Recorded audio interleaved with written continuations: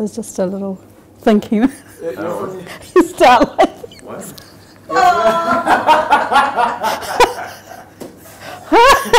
My name is.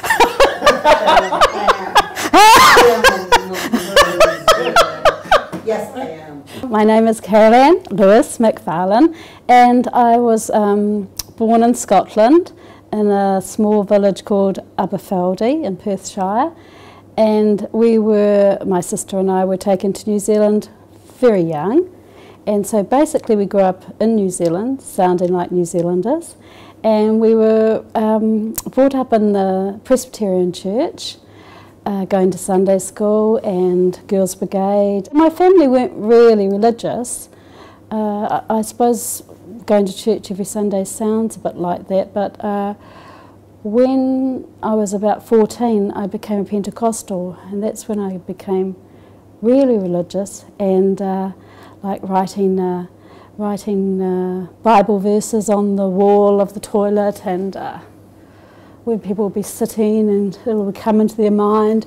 And when I was working for my first job was with the Department of Industrial Research, Scientific Industrial Research, doing a practical for a year before I went to study horticulture. This was a terrible thing I did, and I didn't realise how bad it was, but I used to slip tracts into the government mail, and I remember one of the scientists was going to England to do I don't know what you call it, sabbatical I suppose, and he was just getting me to type up the letter for him for his accommodation, and I remember the lady coming back with the comment, "Well, thank you for the little bit of literature," and he so I was definitely a Pentecostal born-again Christian when I was growing up young, quite young, about 14 I think, when I converted. I suppose as a born-again Christian you start with full impact and plenty of energy, and as the time goes on you kind of, I don't know, maybe run a bit dry, and I was sort of searching, and I was diluted, you know, like I was not much, it wasn't really standing out that I was a Christian. I was quite merged into society and not like I was when I first became a Christian. So I was looking for something. I was looking for a religion that I would like. I studied Islam at Teachers College, but I didn't know I'd studied it. I know I studied it in my head, but it wasn't alive for me. I sort of thought, we have a monastery in the town that I live in Taradale, and I went to a retreat there. It's a Catholic monastery, and I kind of thought, I'd like to be a Catholic, but I do believe in Prophet Jesus, peace be upon him, so I couldn't really be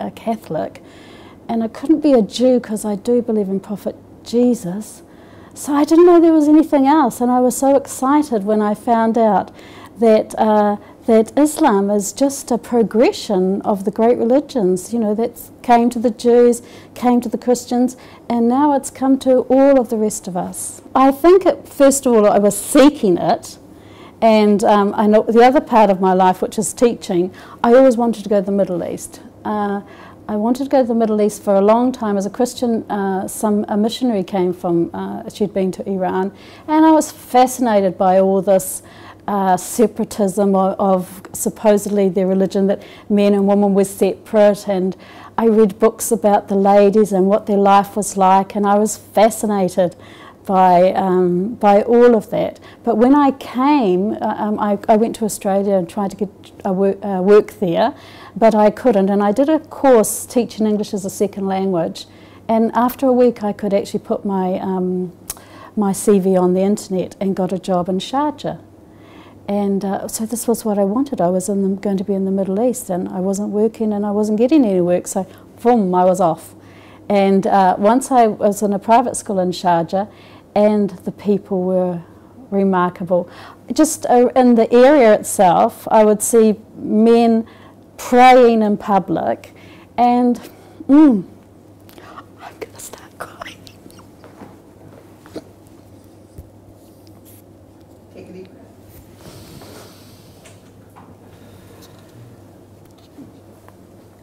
I suppose that when God answers a prayer like that, it's overwhelming. I'm still overwhelmed thinking about it. But I saw all these people doing everything. I'd studied the Bible and I saw these people doing all the things that I read. I read in the Psalms about praying in the evening and in the morning and in noon. And these people were doing exactly that, unashamedly living their life. And we always thought it with Christians, as we were, that we must walk the talk. And this was a big saying for us. And these people were just walking the talk. It was just embedded in their life. One of my colleagues had recently become a Muslim, and I was working with her and other ladies, and how I actually said my Shahada was, people quite often told me how to become a Muslim. I didn't kind of have an intention of becoming. I was interested in hearing about things about it, but I didn't have that clarity of when I was a Christian. You know that you say this and you're born again. You know, it's very clear, the steps.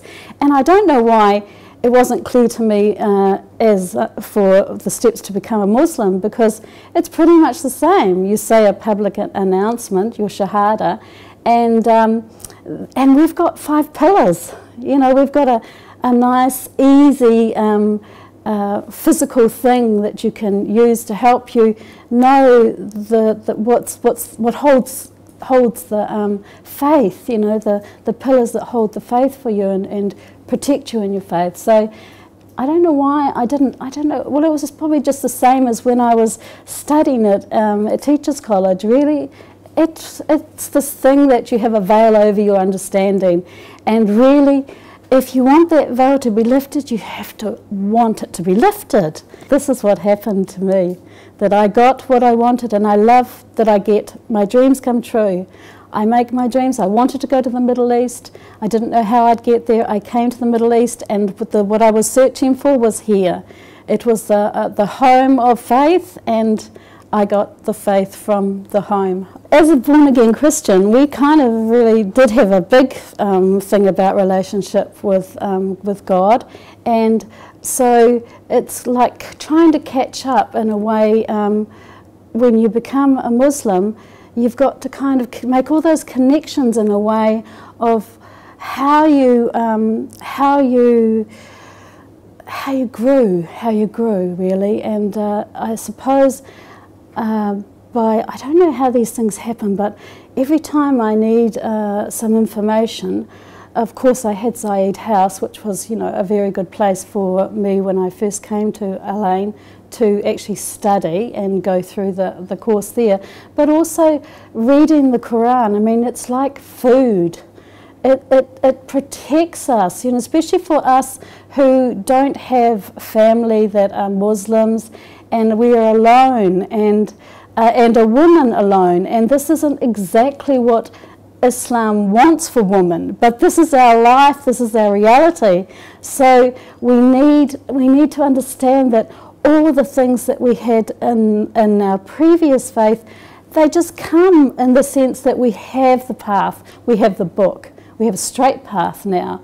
It's unadulterated, so we can read it and we can make sense of it, and we don't have to think, oh, well, you know, how does this work? It's pretty plain and simple, really. One God and righteous acts, and in a perfect manner. That's for the sake of Allah. I would like to think that I'm more patient. I would like to think that I have a better understanding of my life, because Islam isn't a religion in that sense. It's about your whole life, and that's what I noticed with those people. They just stopped to pray. This is not how we did it in Christianity. We went to the church and, you know, we prayed in, you know, in privacy and that kind of thing. And there are very many beautiful things that we do in private in our religion, in Islam.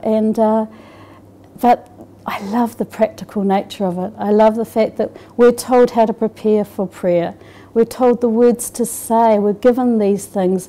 And sure, we can say other prayers as well, but the power is in the word, and the words that have been used by the prophets before us. Well, that's really powerful. They had a very strong relationship.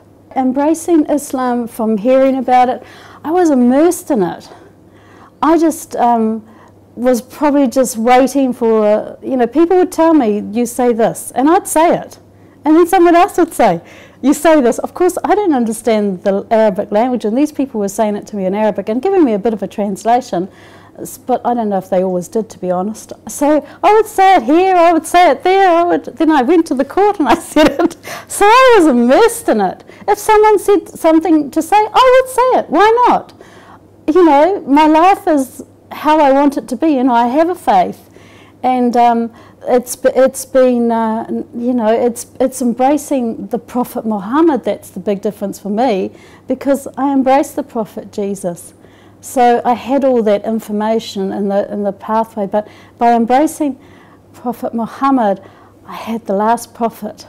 The puzzle was complete, and now it was just for me to learn the ways to walk and to be closer and to be stronger in my faith. So I didn't feel like, I felt like I was immersed, because I'm in this country, and this country has everything, the food, everything, that it's just, you're surrounded. So it wasn't conscious. Of course, I know I went to the courthouse, and I know I said it a couple of times with these people when they asked me to pray.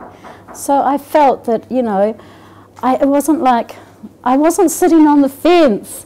I wasn't getting warmed up. I was kind of just chilling in it. I felt like I was in the moment, and this was the moment that I was supposed to be in, and I wasn't thinking, or I didn't think about it. When I knew that I was going to that courthouse, I wasn't contemplating what's going to happen to my life. I'm 52 at this stage. I'm old. I don't care what people think. It doesn't matter, because I know that it's going to be a better thing for me. And anyway, this is where I want to live life to the fullest. I want to have the best life. And this is what I saw. These people were free to pray, drop down and pray in the sand or the desert. Use sand to clean yourself with. It's so natural and normal and instinctive, and it's how I want to be about my religion. It's how I want it to be. I want all those aspects, what I eat. And actually, to be honest, the Māori people in New Zealand, they didn't, I don't know too much about their faith, but they did pray a lot about everything, where they cut a tree down and all of these things.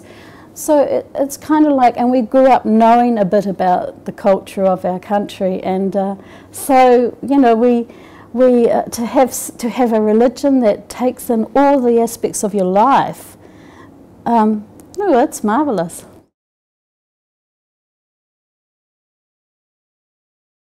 If you are ready for change, then step out and take it. Really, read if you want, read. Ask people if you need encouragement, but step out onto the water. It's great, it's really great. And the things that you need will come to you.